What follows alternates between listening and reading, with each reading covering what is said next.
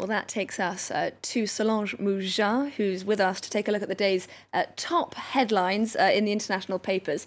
Solange, you're starting us off with one of the day's top stories. Tensions remaining extremely high in and around the Nagorno-Karabakh region, despite a ceasefire that was meant to come into effect on Saturday. Yeah, both sides, be it the Azerbaijani or Armenian fighters, are blaming one another for not respecting the truce and bombing civilian areas. According to Vedomosti, the Russian paper says that the ceasefire, which was brokered with the help of Moscow, has the markings, though, of one that could last. Now, as a side note, the European Union isn't that optimistic. They say that they're watching the bombings with, quote-unquote, grave concern. Now, for the French paper Le Figaro, if the EU needs to be working with Russia to untangle the budding war, it also needs to be dealing with Turkey, which is supporting Azerbaijani forces. And the paper says that the Turkish president is, quote, playing a dangerous game of geopolitical chess, end quote. He's upping the ante, Le Figaro says, by starting fires a little bit everywhere, not only in Nagorno-Karabakh, but also Syria, Libya, and northern Cyprus as well.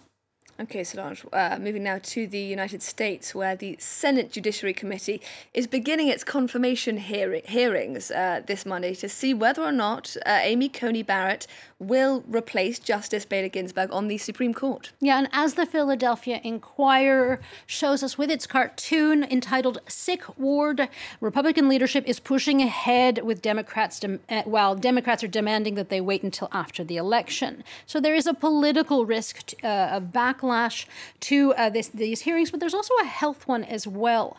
For multiple senators have been tested positive for the coronavirus. And as the New York Times tells us, the hearings are sure to be a major fight and potentially a circus as well, even if Republicans say that they do have the votes to confirm Barrett. Now, in an opinion piece that you see there by the New York Times, they argue that Kamala Harris is the ideal person to lead the proceedings. She has a background as a prosecutor. She's a woman, and women's rights and health rights are major issues that could shift with this new court. And she is also a candidate, which for the New York Times is a reminder to American viewers that these hearings should not be happening now.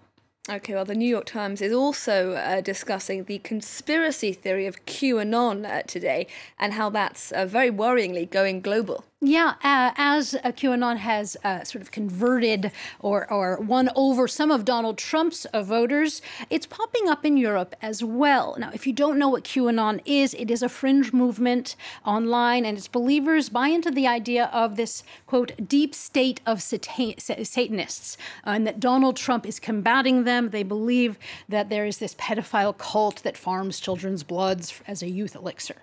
Now, the pandemic and social media's way of spreading these ideas.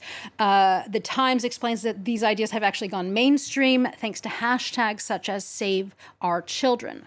To note that that is also the name of a children's charity. So people have caught on with that, perhaps erroneously. And the paper says that these conspiracy theories are actually gaining traction in Germany, where far-right groups have latched on with some 200,000 followers in non-English speaking countries. And like the FBI in the US, EU counterterrorism officials are quite worried. And rightly so, I would say. Now to some other ideas that are gaining some traction here in France this time. Yeah, and these ideas are a lot less fanatical, a lot less fictional, but and not as dangerous as QAnon, but they are fringe as well. The Guardian tells us about a movement of anti-capitalists, environmentalists in the French mountain countryside of the Cevennes. And these are people trying to live differently, with less dependence on civilization as we know it. And they call themselves collapsologists.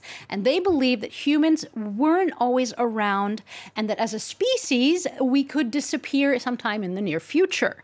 And this notion of impending doom, the article explains, is actually widespread. In France, some 65% feel civilization could collapse, and in other countries too, people are worried about what awaits while trying to adapt and find solutions as well. Armageddon round the corner, it seems. Well, the coronavirus is one of the global issues that have made people fearful of the future, of course.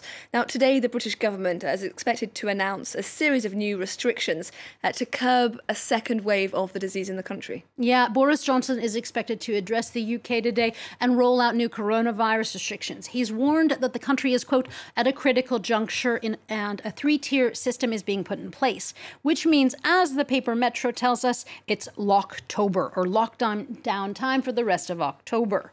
That is in cities with maximum alert levels. Now, as Blower, the cartoonist for The Telegraph, puts it, those who were perhaps enjoying some more relaxed national measures this summer are now weathering the rains of Mount Lockdown. I like that cartoon. Now we're turning finally to sports. The press very excited about Rafael Nadal's winning the Roland Garros final yesterday. Yeah, the Spanish press is essentially going gaga over Nadal's 13th win at Roland Garros, and especially now that he has met Roger Federer's 20 Grand Slam title record.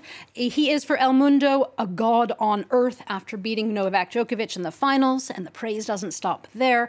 ABC speaks of his infinite powers on the court, while the French paper L'Équipe says his number of wins is head-spinning. Of the 102 matches on the French courts, he won a total of 100. And this isn't the only praise that Nadal is getting. The New York Times says that he's being praised for his kindness and clear-headedness. The paper says that throughout the pandemic and a rather morose French Open, Nadal has, quote, been a model of humility, empathy, and perspective. Hats off to him, I say. Solange Mougin, with a look through the international papers, thank you very much. Well, that's all we have time for right now, but do stay tuned. There's more news coming up in just a few minutes' time. And coming up in Focus, we'll be heading to Quito, where the coronavirus pandemic is taking a heavy toll on the city's residents.